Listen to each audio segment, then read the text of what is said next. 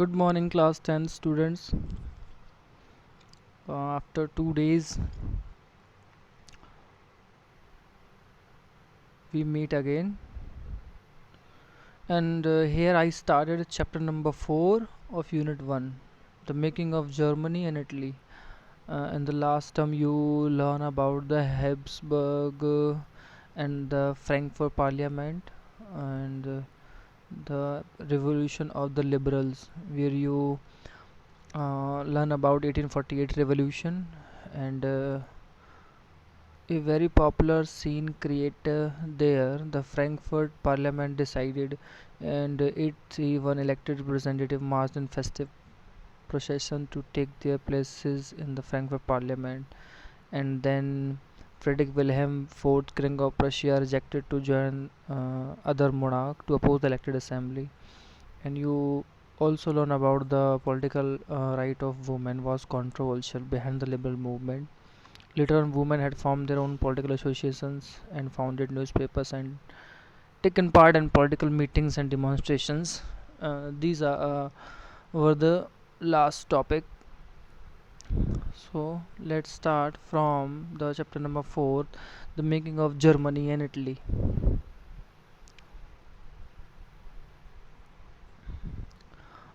Here I want told you 3 topics. First is Germany. Already this 4th chapter is a very important for a board examination. Total there are 3 topics behind the chapter. First is the making of Germany and the unification of Germany. Second is Italy unification or Italy unified, and the last one, third, is case of Great Britain. Great Britain, जिसे आप England या UK भी कहते हैं. ये 3 case studies होंगी इसमें. 3 countries के बारे में है पूरा. तो मेनली तो मेकिंग ऑफ जर्मनी और इटली के लिए ही है. तो let's start. Germany. Can the army be architect of the nation of a nation. क्या कोई आर्मी, कहते हैं ना, क्या वो आर्किटेक्ट हो सकती है, मतलब क्या वो किसी देश को बनाने के काबिल हो सकती है? हाँ, बहुत से लोग उसका आंसर नॉर्मली दे सकते हैं, बट हमें वर्ल्ड वाइड देखना होता है कि वो रेशियो कितना रहा है जिसमें कि आर्मी ने ही किसी देश को बनाने में हेल्प की हो. तो वो चीज़ें आप तभी समझेंगे जब आप किसी चीज़ के बारे में पढ़ेंगे और उस चीज़ के बारे में जानेंगे. तो ज़रा देखते हैं, इसे स्टार्ट करते हैं. After 1848 nationalism in Europe moved away from its association with democracy and revolution. आपने 1848 की जो इंसिडेंट लास्ट चैप्टर में पढ़े हैं इन the Germany and from the Frankfurt parliament, तो उन चीज़ों के बाद आप देखें तो पूरा यूरोप ही, मतलब यहाँ पे बात की जा रही है पूरा यूरोप ही, क्योंकि जो मेजर कंट्रीज़ हैं बड़े बड़े, वहाँ इस तरह के केसेस आप पीछे पढ़ते आए हैं. आगे इटली और ग्रेट ब्रिटेन का भी देखेंगे. तो अपने उन चीज़ों से ऊपर उठ के निकल जाते हैं जहाँ पे डेमोक्रेसी के लिए, रेवोल्यूशंस के लिए, क्या कहते हैं, प्रोसेशन हो रहे थे और वहाँ पे चीज़ें इस तरह से घटनाएं घट रही थी. ठीक. National sentiment were often mobilised by conservative for promoting state power and achieving political domination over Europe. Actually Napoleon के टाइम के बाद, जाने के बाद भी, मतलब सेंटिमेंट्स होते हैं ना, भावनाएं, जो किसी के प्रति आपकी संवेदनाएं होती हैं, वो एक्चुअली मोबिलाइज्ड का मतलब होता है एक साथ करना, इकट्ठा करना. जैसे एक ही फीलिंग करने वाले लोग हैं, उनको इकट्ठा करना. लेकिन वो किसके लिए? कंजर्वेटिज्म, मतलब जो लोग बहुत ही चेंज नहीं चाहते थे, मोनार्क में बिलीव करते थे, वो प्रमोट कर रहे हैं स्टेट पावर को और अचीव करना चाहते हैं political domination over Europe. Simple सा सेंस है कि नेशनल सेंटिमेंट थे, वो अक्सर कर देश की भावनाएं जो आती थी, उन सेंटिमेंट्स को अक्सर कर भीड़ की शक्ल में या लोगों की शक्ल में एक साथ करने की कोशिश इसलिए की जाती थी कि कंजर्वेटिज्म जो है अपनी स्टेट पावर को प्रमोट करें और अपना पॉलिटिकल डोमिनेंस स्थापित कर लें, अचीव कर लें पूरे यूरोप में. मेनली आप उस चीज़ को ऐसे समझेंगे, क्योंकि जो विल्हेम फोर्थ था उसने भी अपोज कर ही दिया था, आर्मी बुला ली थी. 831 जो इलेक्टेड रिप्रेजेंटेटिव थे उनकी बात नहीं मानी गई और वो पार्लियामेंट को उन्होंने रिजेक्ट कर दिया. ये उसी के रिगार्डिंग में है. तो नेक्स्ट आप जब देखेंगे पैराग्राफ की तरफ बढ़ें, this can be observe in the process by which Germany Italy came to be unified as union nation states. अच्छा, ये चीज़ें कब महसूस की गई, इन चीज़ों को कब मतलब मोबिलाइज़ किया गया, या कंजर्वेटिव जब अपने स्टेट पावर में अपने डोमिनेंस के लिए चीज़ें प्रमोट कर रहे हैं, अचीव करने के लिए सारी कोशिशें कर रहे हैं, लोग इकट्ठा कर रहे हैं, तो उससे हुआ क्या, लोगों को ये चीज़ महसूस होने लगी ये चीज़, और उसी चीज़ में लोगों ने जाना कि नहीं, अब कंट्री हमारे लिए बहुत इंपॉर्टेंस है। मोनार्क और राजा सिर्फ अपने अपने डोमिनेशन, पॉलिटिकल डोमिनेंस के लिए और सिर्फ अपनी चीज़ों को, स्टेट पावर को प्रमोट करने के लिए लोगों को मोबिलाइज करते हैं। तो लोगों को ये चीज़ समझ में आने लगी, तो वो जर्मनी इटली में फिर वो चीज़ें आप देखेंगे कि कैसे यूनिफाइड हुए, नेशन स्टेट्स बने। वो चीज़ें आप ज़रूर देखेंगे यहाँ पे कि नेशनल सेंटीमेंट को प्रमोट किया स्टेट पावर के लिए, but not for the conservatism, not for the monarch, it's for democracy and as a union state like India.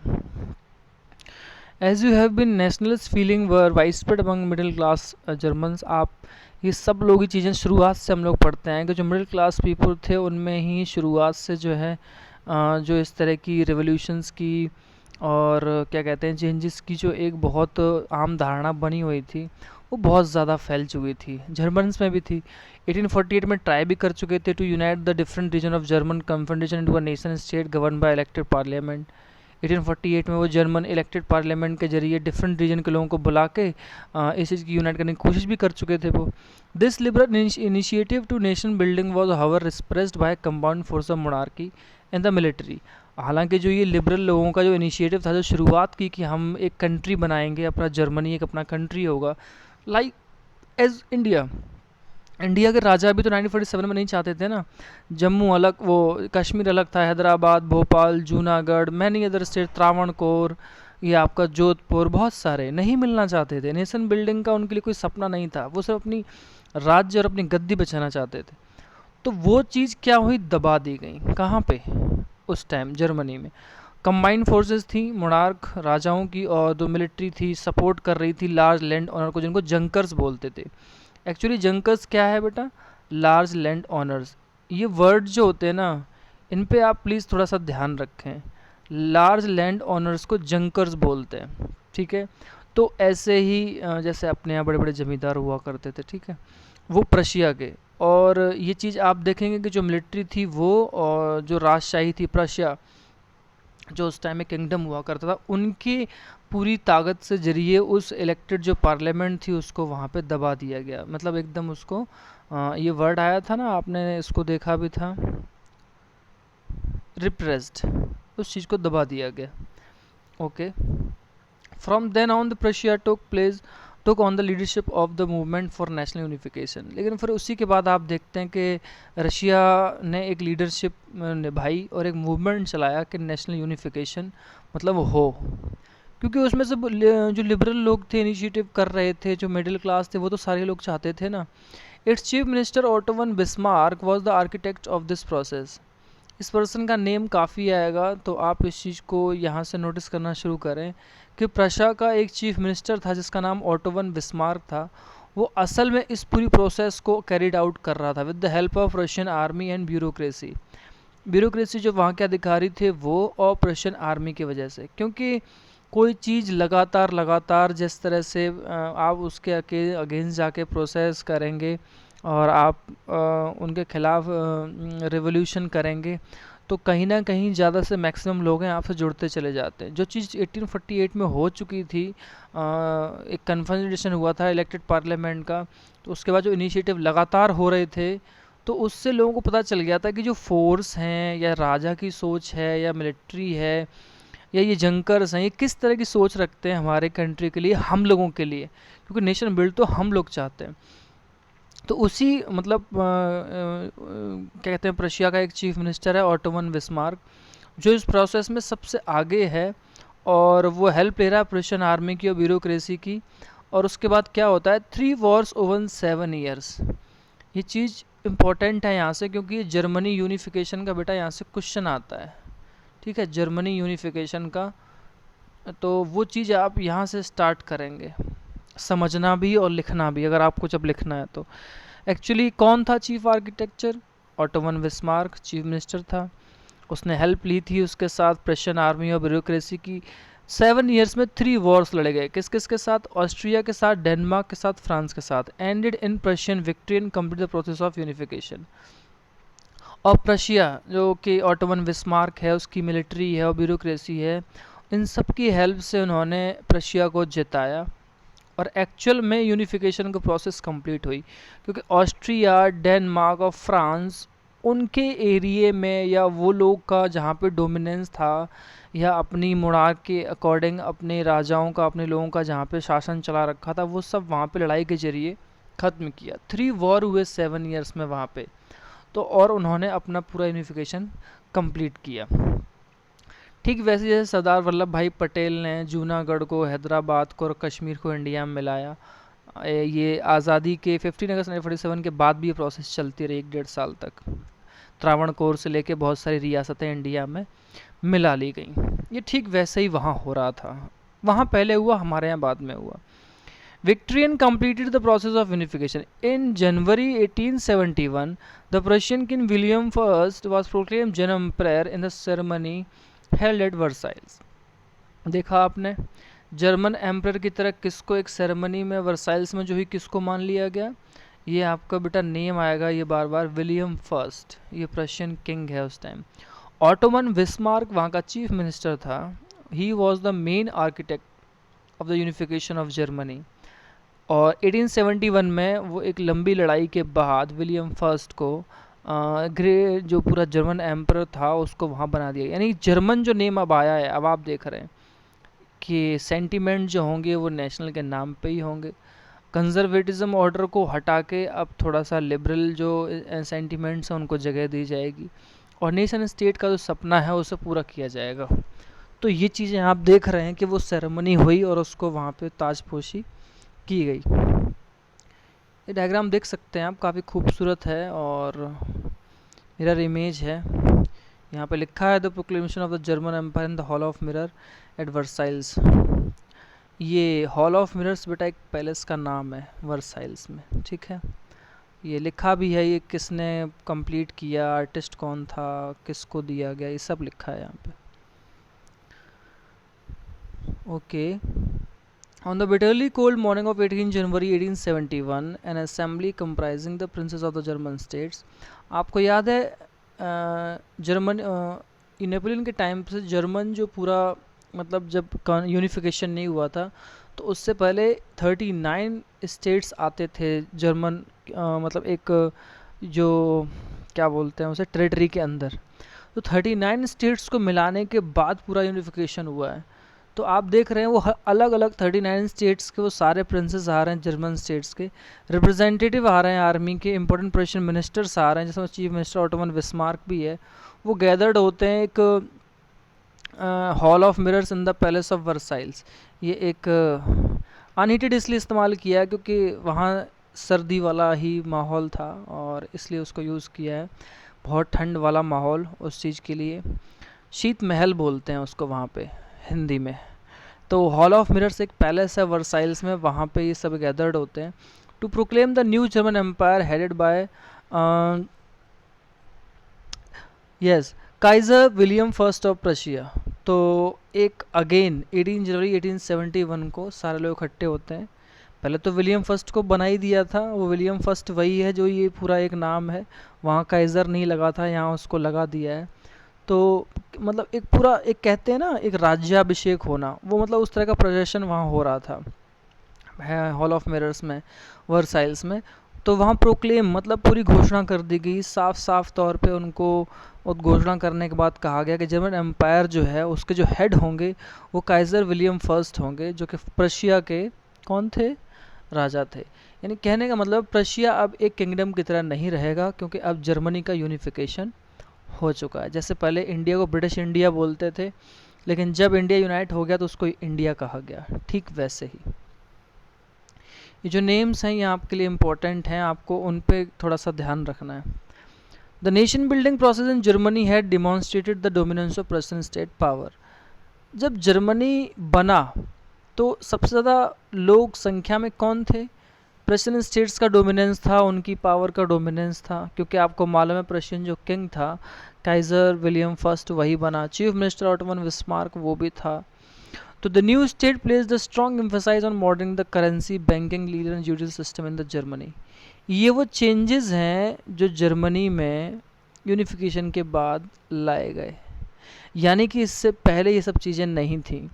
तो अब जब नया न्यू स्टेट बना है तो उसने स्ट्रॉन्गली इस चीज़ पे जोर दिया, एम्फेसाइज किया कि वो मॉडर्नाइज करेंगे करेंसी को, यानी कि आपने पहले भी देखा है कि मेज़रमेंट और वेट के सिस्टम से नेपोलियन के टाइम पे नेपोलियनिक कोड में उसने चेंज किए थे, वो करेंसी को मॉडर्नाइज करेंगे, पेपर करेंसी छापेंगे और एक तरह की वैल्यू होगी उनकी। अलग अलग 39 स्टेट्स में अलग अलग प्रिंसली जो अपने अपने तरीके से चलाते वो नहीं चलेंगे।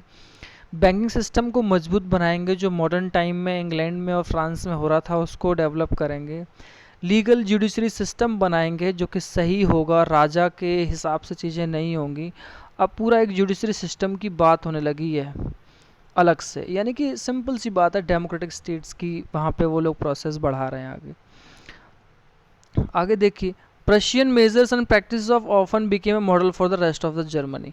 अब जो इस तरह के कायदे और इस तरह की चीज़ें जो लाई गई, कहते हैं ना मेजर्स मतलब कदम उठाए गए, और प्रैक्टिस मतलब उन मतलब नियम कानून कायदों को असल मतलब लाइफ में मतलब यूज़ करना, जब वो हुआ तो वो बहुत पॉपुलर हो गए पूरे जर्मनी में, जब ये इस तरह की सारी चीज़ें वहाँ पे न्यू चेंजेस लाए जा रहे हैं। एक नेशन स्टेट का पूरा सपना देखा, नेशन स्टेट के बाद वहाँ उसके अंदर बहुत सारे चेंजेस लाए गए और पूरे जर्मनी में फेमस हो गए। पर वो जर्मनी की बात क्यों हो रही है, क्योंकि मैंने आपसे कहा ना कि उससे पहले 39 स्टेट्स का ही पूरा कन्फेडरेशन था, वह उसको यूनाइट किया गया है। ये ठीक वैसे ही है जैसे कि लैंग्वेज पॉलिसी में आपने देखा था कि इंडिया में हिंदी को थोपने को लेकर तमिलनाडु में वहाँ पे होर्डिंग उखाड़े गए, वहाँ पे बैनर्स फाड़ दिए गए और हिंदी विरोधी वहाँ लहर चली, हिंदी के विरोध में वहाँ लोग उतर आए और वहाँ कभी भी कांग्रेस या इस तरह की पार्टियाँ पॉपुलर नहीं हो पाई, चाहे वो बीजेपी हो। इतने पॉपुलर टाइम में मोदी जी दुनिया के सबसे लोकप्रिय नेता हैं, लेकिन आप देखते हैं केरला, तमिलनाडु, आंध्रा, तेलंगाना में उनका कोई भी वजूद नहीं है, क्योंकि ये चीज़ें वहाँ उनके मन में बस गई हैं। हमने उनको भरोसा नहीं दिला पाया है कि हम आपकी इन चीज़ों से छेड़छाड़ नहीं करेंगे। तो ऐसी बहुत सारी चीज़ें होती हैं। तो वो रेस्ट ऑफ द इंडिया के लिए कोई चीज़ मॉडल कब बनती है, जब वो एक तरह से सक्सेस होती है उसके बाद। ठीक वैसे ही जब ये एक तरफ से स्टार्ट होने लगा ये प्रोसेस, तो जो पूरी इस मॉडल को जब अपनाया गया बैंकिंग का, करेंसी का, जुडिशरी सिस्टम का, इन सारी चीज़ों को मॉडर्नाइज करने के लिए, तो वो बहुत पॉपुलर हो गया। धीरे धीरे पूरे जर्मनी में उसको स्टार्ट कर दिया। ये मैप है, अगर आप इसको समझें अच्छे से, ये यूनिफिकेशन ऑफ जर्मनी का मैप है बेटा, 1866 से 1871 तक। आप इसको समझ सकते हैं कि पूरी जो लाइन है ये प्रशिया बिफोर 1866, अगर आप इसको ध्यान से देखें, ये पूरी जो लाइन इस तरह से आप देख रहे हैं, अगर आप इसको ध्यान से देखें तो ये स्टेट्स जो हैं कई तरह से बटे हुए हैं। ये आपका प्रशिया है मेनली, ऐसे बहुत सारी जगह हैं और इसमें लिखा हुआ है कि जो येलो, ग्रीन और जो थोड़ा सा इसे क्या कहेंगे सैंडल टाइप जो कलर है और ये वॉयलेट है, इनके मीन्स क्या क्या हैं आप देख सकते हैं कि ये हिस्सा कब यूनिफिकेशन में शामिल हुआ, ये येलो कलर का पार्ट कब शामिल हुआ, ग्रीन कलर का कब शामिल हुआ। ऑपरेशन स्टेट जो पहले से था वो तो था ही था। आप देखते हैं कि ये अम्पायर जो हैं या इस तरह की जो बातें हैं वो वर्ड उस टाइम ज़्यादा यूज़ हो रहे हैं, क्योंकि वहाँ पे नेशन स्टेट या नेशन बिल्डिंग की तो जो फाउंडेशन है वो अब वहाँ होने लगी है धीरे धीरे यूरोप में। ओके, आप देख सकते हैं प्रशिया ने फ्रेंच से और उससे जीता। ये साउथ जर्मन स्टेट है जो बाद में आया, ये जर्मन प्रशिया ने इसको ज्वाइन किया कन्फेडरेशन में। फिर ये ऑस्ट्रियन टेरिटरी को इन्होंने जीता जो डार्क ग्रीन है, और जो येलो कलर है इसको प्रशिया ने ऑस्ट्रो प्रशिया वॉर से जीता, और ये तो प्रशिया का पहले से पार्ट था ही। तो ये इस तरह से यूनिफिकेशन का प्रोसेस है जर्मनी का, ये उसको दिखाया है और आप इसे देख सकते हैं। देखिए ये ऊपर बाल्टिक सी है और ये पूरा इलाका है, फिर धीरे धीरे आप देखेंगे कि सारा का सारा जर्मनी में मिल गया है। ओके, इसके बाद एक इटली की कहानी आती है। इसमें आप देखते हैं कि एक पर्सन है ऑटोमन बिस्मार्क, इसमें लिखा है, ये कैरिकेचर बना है ऑटोमन बिस्मार्क का जर्मन रीस्टेक। एक्चुअली जर्मन रीस्टेक क्या है बेटा, पार्लियामेंट है। रीस्टेक जो है वो जर्मन पार्लियामेंट का नाम है। ये वियना में एक फिगर बना के दिखाया है कि वो हंटर लिए खड़ा है और सारे लोग उससे डर रहे हैं। एक तरह से दिखाया है कि वो ऑटोमन बिस्मार्क ही आर्किटेक्चर था जिसने वो सारी प्रोसेस की, उसने युद्ध किए, तो उसको एक कार्टून के माध्यम से समझाने की कोशिश की जा रही है वहाँ पे। Okay, Italy unified. अब आप इटली की कहानी पढ़ेंगे। इटली का यूनिफिकेशन, जर्मनी का यूनिफिकेशन, ऑटोमन बिस्मार्क, गैरीबाल्डी, ये ऐसे बहुत सारे नेम आएंगे, उनके नेम से ही अक्सर ये क्वेश्चन आते हैं, तो आप इस चीज़ को ज़रा अच्छे से समझें। Like Germany, Italy too had a long history of political fragmentation. Italians were scattered over several dynastic states, well as the multinational Habsburg Empire. Italy की सेम वही कहानी है जो जर्मनी की थी। कई सारी डायनेस्टीज में बटा हुआ था, उसमें बहुत सारे स्टेट्स थे, और उसमें से तो एक बहुत मल्टीनेशनल था, हैब्सबर्ग। हैब्सबर्ग को आप फर्स्ट और सेकंड चैप्टर में पढ़ चुके हैं। उसमें स्लोवाक, जर्मन और क्रोएट्स, बहुत सारे, मैसिडोनिया, बहुत सारे मतलब नेशनल स्टेट्स के लोग एक ही उसमें शामिल थे। ऐसे इटली बहुत सारी डायनेस्टीज़ में, स्टेट्स में बटा हुआ है। During the middle of the 19th century Italy was divided into 7 states. अब 19th सेंचुरी की बात हो रही है, मिडिल तो 1850 के लगभग की बात कर रहा है, ठीक है। 1850 और उसके बाद की अगर बात करें तो इटली 7 स्टेट्स में डिवाइडेड है, ऑफ विच ओनली वन, जिसमें सिर्फ एक सर्डिनिया पिडमंट है, वो रूल करता है इटली प्रिंसली हाउस से। मतलब इटली का ही कोई रहने वाला, वहाँ का नेटिव पर्सन हो, कोई राजकुमार हो, वो उस पर राज कर रहा हो, वरना सारे के सारे जो अदर स्टेट्स थे उन पे बाहर के लोग हैं। जैसे नॉर्थ में जो था वो ऑस्ट्रियन हैब्सबर्ग एम्पायर के अंडर था। जो सेंटर पार्ट था इटली का वो पोप रूल करते थे, जो आज भी है, वहाँ वेटिकन सिटी है। साउदर्न रीजन जो था डोमिनेंस था बूर्बो किंग ऑफ स्पेन का, वहीं बूर्बो जो फ्रांस में थे। तो ये सारी चीज़ें थी, इस तरह से वो घिरे हुए थे। Even the Italian language had not acquired one common form and still many regional local variations. यहाँ तक कि इटालियन लैंग्वेज को भी वो एक क्या कहते हैं बेस नहीं मिल पाया था, क्योंकि जहाँ कॉमन फॉर्म में लोग यूज़ करते थे बहुत रीजन में और लोकल वेरिएशन में, उसने वो जगह बना ही नहीं पाई थी। तो आप इस तरह से इस चीज़ को समझ सकते हैं। जैसे कि इंडिया में हमेशा हर चीज़ की ऑफिशियल भाषाओं में इंग्लिश यूज़ करती रही, हिंदी ने या लोकल लैंग्वेज ने वो जगह कभी नहीं ले पाई।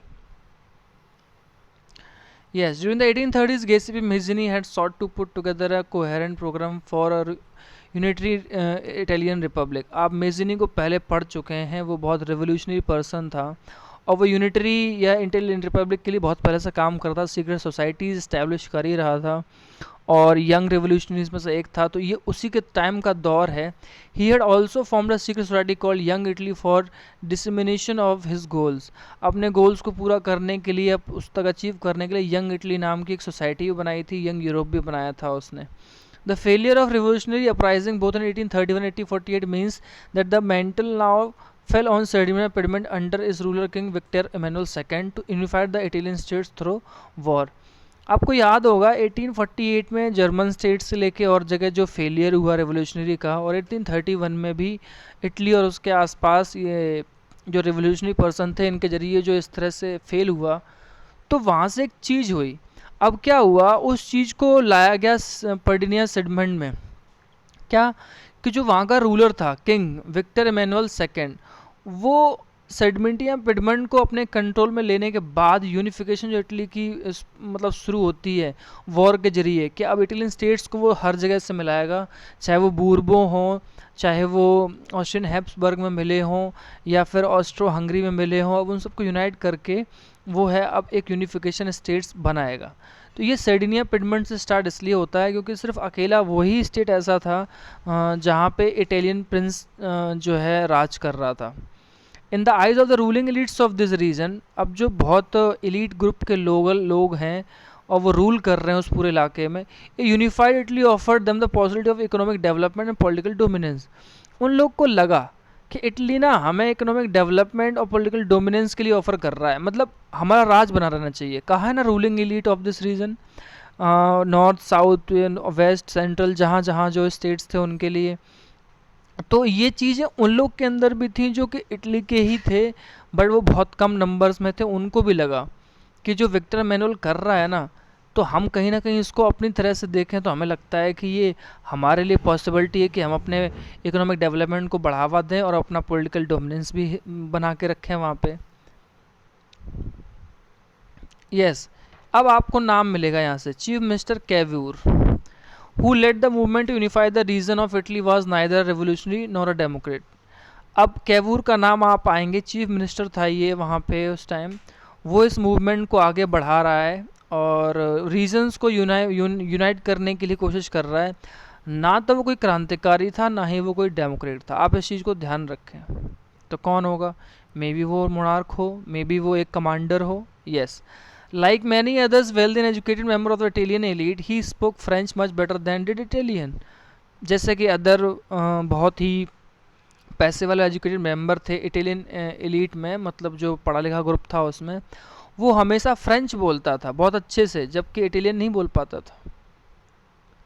Through a tactful diplomatic alliance with France engineered by Cavour, Sardinia Piedmont succeed in defeating the Austrian force in 1859।